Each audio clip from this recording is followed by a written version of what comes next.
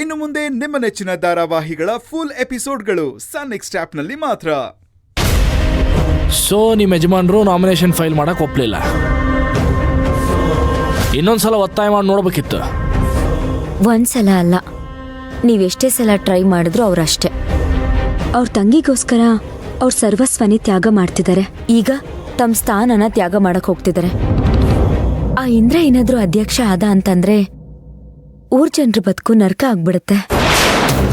ಆದ್ರೂ ಮಾವ ತಂಗಿಗೋಸ್ಕರ ಊರ್ ಜನರನ್ ಬದುಕನ್ನೇ ಲೆಕ್ಕಿಸದೆ ವರ್ತಿಸ್ತಾ ಇದ್ದಾರೆ.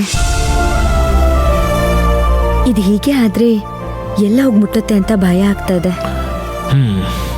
ನಾನು ಈಗ ಸ್ಟೇಷನ್ಗೆ ಬರಬೇಕಾದ್ರೆ ನಂಜಪ್ಪ ಮತ್ತಿಂದ್ರ ಇಬ್ರು ಊರ್ನಾಗ ಓಡಾಡ್ತಿರೋದನ್ನ ನೋಡಿದೆ. ಎಲೆಕ್ಷನ್ ಸಂಬಂಧ ಭಾರಿ ಜೋರ್ದಾರ್ ಓಡಾಡಕತ್ತಾರ. ಸಿಂಹ ಥರ ಸ್ಥಾನನ್ ಬಿಟ್ಕೊಟ್ರೆ ಗುಳ್ಳೆ ನರಿಗಳು ಬಂದು ರಾಜ್ಯಭಾರನ್ ಮಾಡದೇ ಇರ್ತಾವ. ಇದ್ಯಾಕೆ ನಮ್ಮ ಮಾವನ್ಗೆ ಅರ್ಥ ಆಗ್ತಿಲ್ವೋ ನಂಗೊಂದು ಅರ್ಥ ಆಗ್ತಿಲ್ಲ. ಒಟ್ನಲ್ಲಿ ತಂಗಿ ಮೇಲಿರೋ ಪ್ರೀತಿ ಅವ್ರ ಕಣ್ಣ ಕಟ್ಟಾಕ್ಬಿಡ್ತಾ ಇದೆ ಅಲ್ವಾ? ಸಿಂಹಾಸನದಿಂದ ಕೆಳಗಿಳದ ಮಾತ್ರಕ್ಕೆ ನರಿನ ರಾಜ ಅಂತ ಒಪ್ಕೊಳಕಾಕೈತಾನೆ. ಅದು ನಿಜಾನೇ.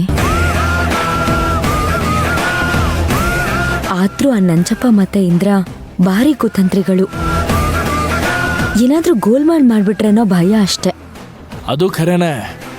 ನನ್ನ ಹತ್ರ ಒಂದು ಭಾರಿ ಐಡಿಯಾ ಐತಿ, ಅದನ್ನ ಟ್ರೈ ಮಾಡು. ಪ್ರಾಬ್ಲಮ್ ಎಲ್ಲ ಸಾಲ್ವ್ ಆಕೈತೆ. ಏನದು?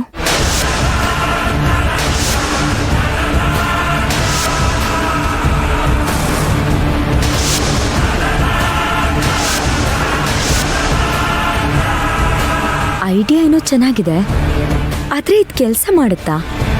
ಆಕೈತಿ, ನೀನ್ ಟ್ರೈ ಮಾಡು. ನಿನ್ನ ಗಂಡಂಗ ದಾರಿ ತರಾಕ ಇದ ಪರ್ಫೆಕ್ಟ್ ಐಡಿಯಾ. ಸರಿ, ನಾನು ಪ್ರಯತ್ನ ಪಡ್ತೀನಿ. ಆದರೆ ತುಂಬ ಥ್ಯಾಂಕ್ಸ್.